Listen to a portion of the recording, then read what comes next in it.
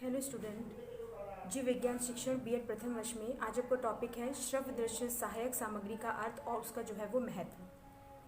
तो जैसा कि हम जानते हैं श्रव्य दृश्य यानी कि श्रव्य माने होता है जो है वो सुनना और दृश्य माने होता है आँख से देखना।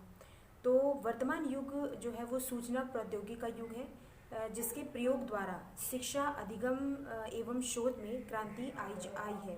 श्रव्य दृश्य सामग्री वह सामग्री है जो शिक्षण को प्रभावी तथा अधिगम को गहन बनाती है। यह वह सामग्री है जो शिक्षक की सहायक और अधिगम उत्प्रेरक होती है। यह वह अधिगम क्षेत्र है जो स्व अधिगम को सफल बनाने के साथ साथ छात्रों को अधिगम हेतु सक्रिय बनाते हैं, और यह वह अनुदेशात्मक सामग्री है जो अनुदेशन को प्रभावी और शिक्षण को प्रभावशाली बनाती है। प्रमुख रूप से शिक्षण साधनों को 3 भागों में विभाजित किया जा सकता है। रूप से 3 भागों में जो है वो विभाजित किया जा सकता है।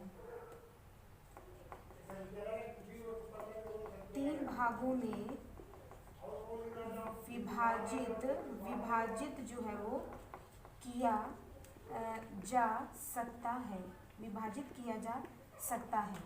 तो आपका जो आपका हो जाएगा 3 भागों में इसको विभाजित किया जा सकता है।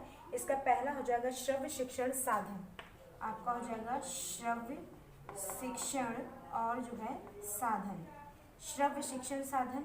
और दूसरा हो जाएगा आपका दृश्य जो है वो शिक्षण, दृश्य शिक्षण साधन। और तीसरा आपका श्रव्य हो गया, दृश्य हो गया।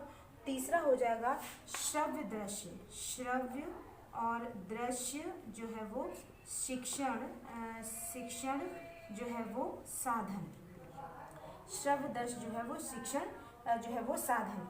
तो अब हम इसमें बात करते हैं पहले श्रव्य जो है वो शिक्षण साधन की।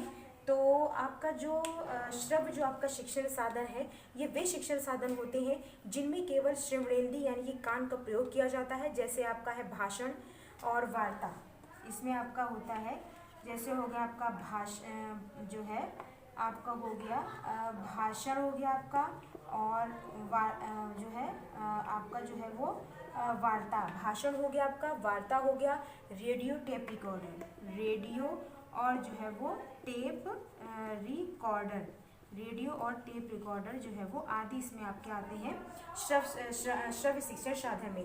और दृश्य आपका शिक्षण साधन क्या है कि ये वे शिक्षण साधन है जिनमें केवल दृश्येंद्रिय यानी आँख का प्रयोग किया जाता है।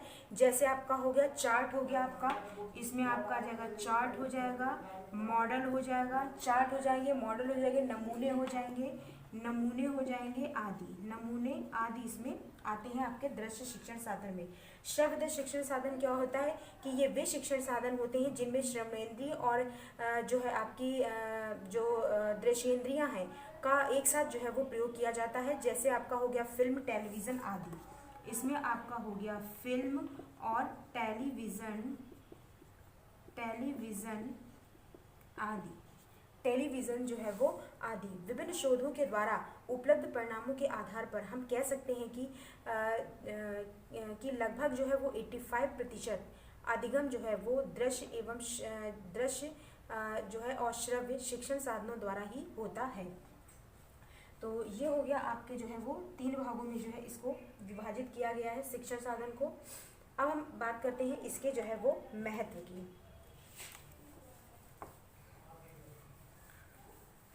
अब हम बात करते हैं इसके जो है वो दृश्य शिक्षण जो है वो इसमें हम बात करते हैं महत्व की। तो श्रव्य दृश्य जो है वो शिक्षण सामग्री का जो है वो महत्व, श्रव्य दृश्य शिक्षण सामग्री का महत्व।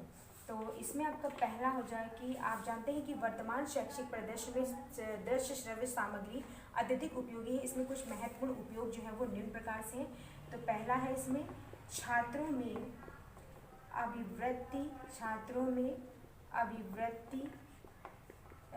अभिवृत्ति विकास तथा जो है वो व्यवहार परिवर्तन में जो है सहायक जो है वो होते हैं, व्यवहार विचार परिवर्तन में जो है वो सहायक होते हैं। दूसरा आपका है कि प्रायः कठिन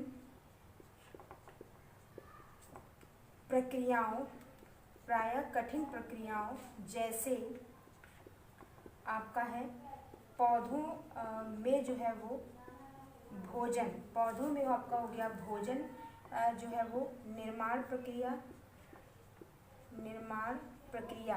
पौधों में भोजन जो है वो निर्माण प्रक्रिया, घटनाओं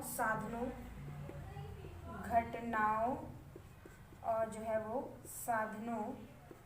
घटनाओं हो गया, साधनों हो गया, एवं समय, गति तथा स्थान। समय हो गया, गति तथा स्थान, समय, गति तथा जो है वो स्थान परिवर्तन को छात्रों के सम्मुख स्पष्ट रूप से प्रस्तुत करने में सम्मुख जो है वो स्पष्ट रूप से प्रस्तुत करने में सहायक है, में जो है क्या होते हैं, सहायक हैं। नेक्स्ट है आपका इनके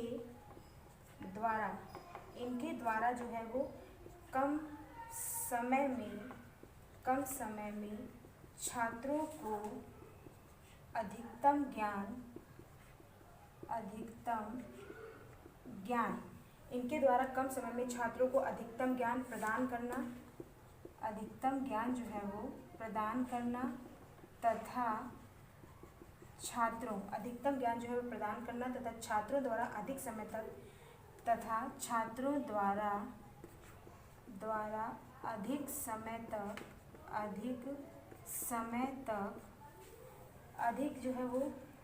तक याद रख पाना संभव होता है, अधिक समय तक याद रख पाना संभव होता है। नेक्स्ट है आपका कि इस सामग्री द्वारा समय की बचत होती है तथा प्राप्त जो ज्ञान होता है वो अधिक स्थायी तथा जो प्राप्त ज्ञान होता है वो अधिक स्थायी तथा प्रभावशाली होता है,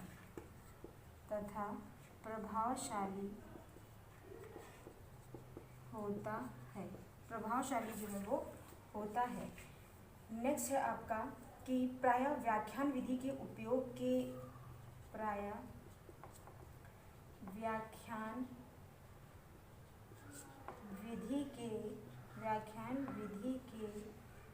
उपयोग के कारण जो छात्र हैं, प्रायः व्याख्यान विधि के उपयोग के कारण जो है जो आपके छात्र हैं वो शब्दों के वाकजाल में उलझ जाता है, छात्र शब्दों के वाकजाल में जो है क्या होता है, उलझ जाता है, शब्दों के वाकजाल में उलझ जाता है, उसका ध्यान शिक्षण के विषय से भटक जाता है, उसका जो ध्यान होता है वो शिक्षण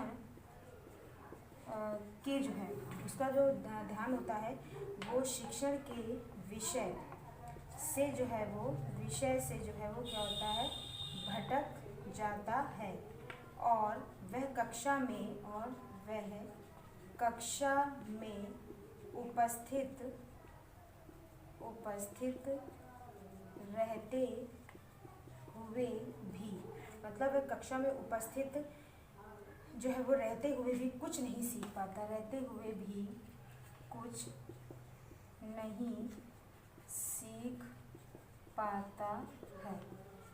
जो है वो सीख पाता है। प्रभावशाली सीखने के लिए सीखने वालों की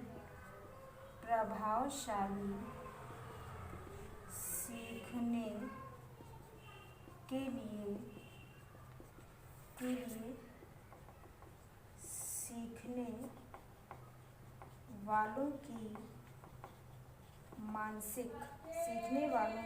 मानसिक जो है वो स्थिति, सीखने वालों की मानसिक स्थिति अधिक महत्वपूर्ण है। मानसिक स्थिति अधिक महत्वपूर्ण जो है वो स्थिति अधिक महत्वपूर्ण है। और श्रव्य दृश्य सामग्री छात्र का ध्यान शिक्षण, श्रव्य दृश्य सामग्री छात्र का ध्यान जो है वो शिक्षण, श्रव्य दृश्य सामग्री छात्र का ध्यान शिक्षण की ओर आकर्षित करती है, आकर्षित जो है वो आकर्षित करती है तथा छात्र की मानसिक क्रियाओं को जो है वो